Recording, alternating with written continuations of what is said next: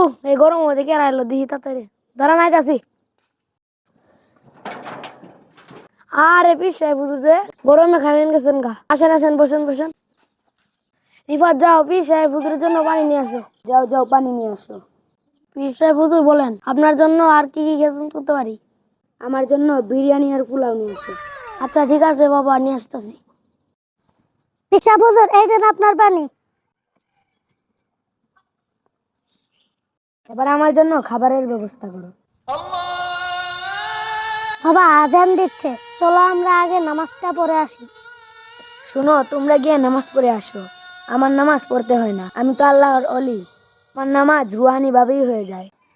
বাবা তাড়াতাড়ি পীর সাহেব হুজুরকে বাড়ি থেকে বের করে দাও।